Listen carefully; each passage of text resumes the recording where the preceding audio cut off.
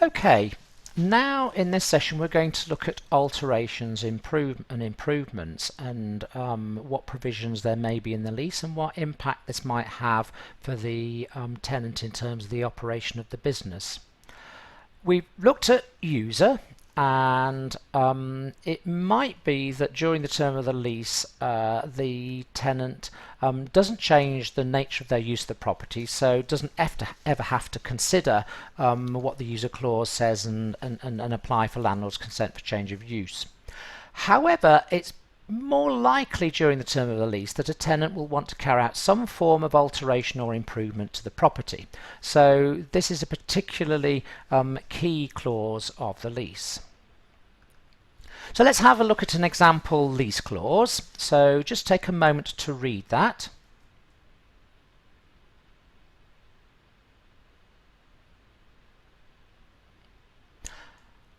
Okay. So this has within it reference to non-structural or structural additions or structural alterations and landlord's consent.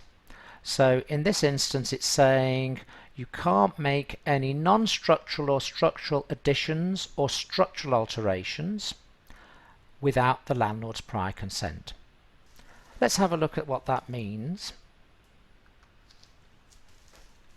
But before we do that, can I ask you just to pause the presentation for a moment and have a think about why would a lease restrict a tenant's right to alter or improve the property?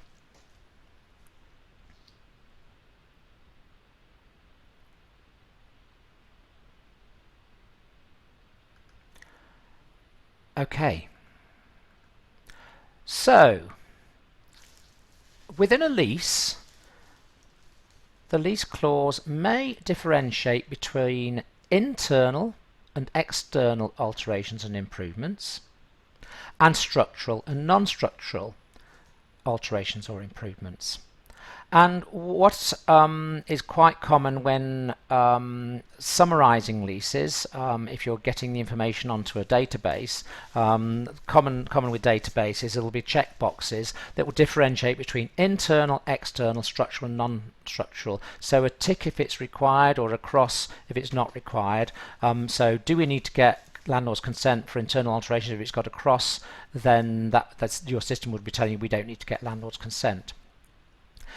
Interestingly, landlord's consent may be prohibited, so the control, so it may actually say not to alter in any way. So the lease might say not to alter in any way, so there's no requirement on the landlord to consider giving consent to alterations.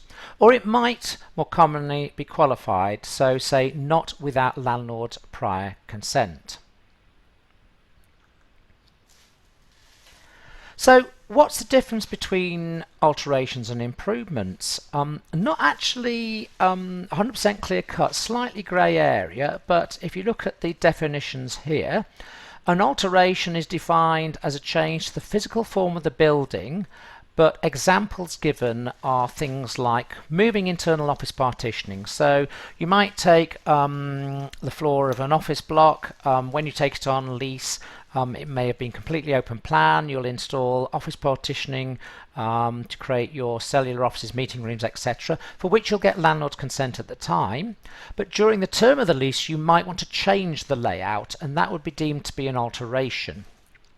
You might also want to change some of the servicing, maybe networking, maybe AC units, whatever. So rerouting of services, and that would be deemed to be an alteration.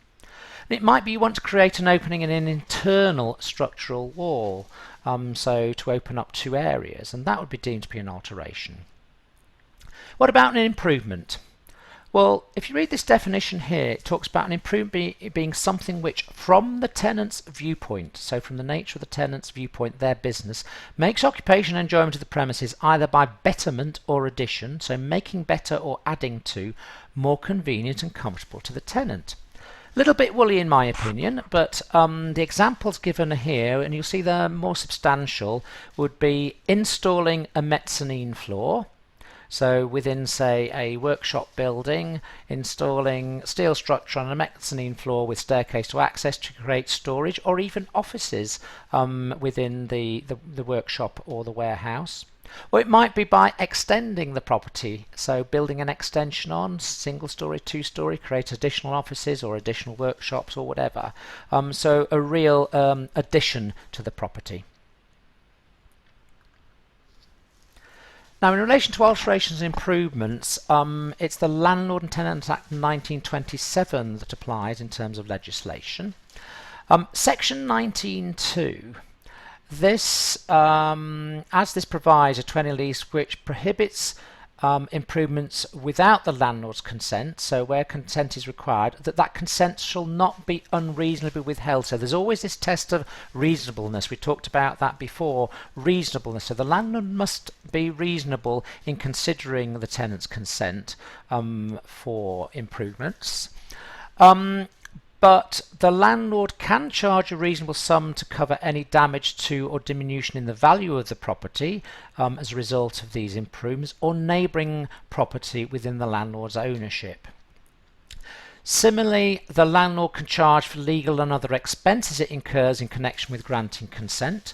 So whilst you as tenant will be paying for professional fees, surveyor's fees, legal fees, etc., where the landlord incurs any fees in considering your application for consent and granting consent, they will pass on those costs to you as tenant.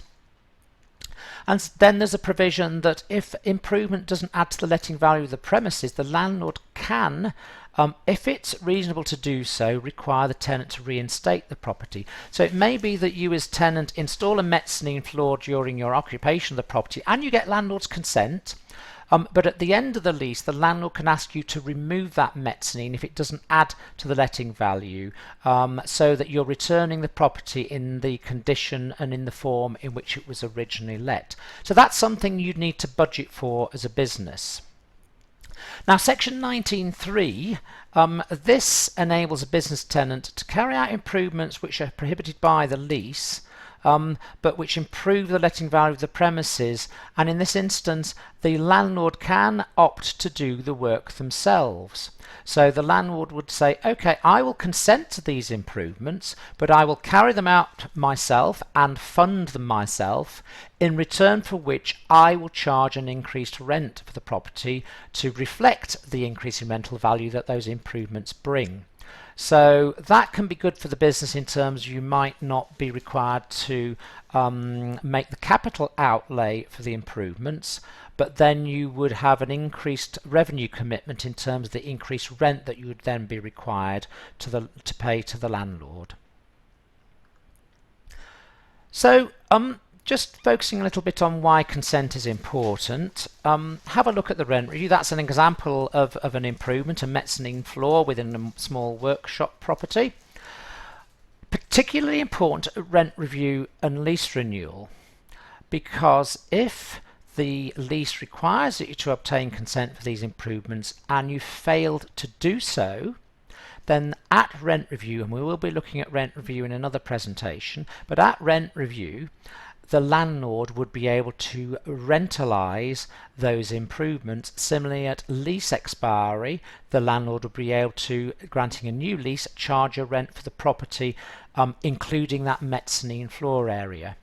So you may have incurred the capital cost of putting the mezzanine in. If you haven't obtained landlord's formal approval for those improvements, when it comes to the rent review, they'll be then saying, right, you have 2,000 square feet of workshop space, and in addition you've got 500 feet of mezzanine floor area for which I'm going to charge you a rent. So really, really critical, and this is one area where many businesses fail to understand the implications of not obtaining landlord's consent.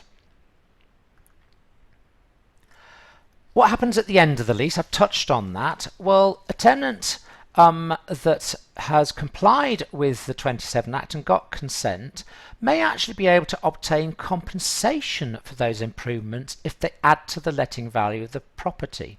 So you may have outlaid several £1,000s to build an extension to the property. Well, you're then giving that over to the landlord if you're not renewing the lease, so you can apply to the court for compensation. However, it's important to be aware that compensation is not payable for improvements if they were carried out under an original obligation to do the work at the start of the lease, or a statutory obligation, or if they were carried out less than 3 years before the end of the lease.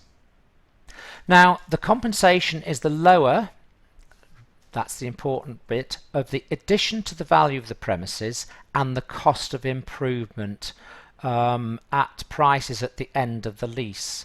So it's the lower of that. So the improvements may have cost £20,000, for example, but only improve the value of the property by £10,000, so that would be the value of compensation.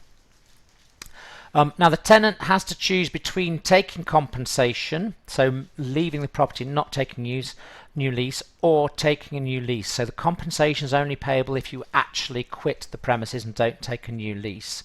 So if a new lease is taken, the improvements are not rentalised, but the compensation itself is lost. It cannot be carried over into a new lease, and again that's perhaps an important financial consideration.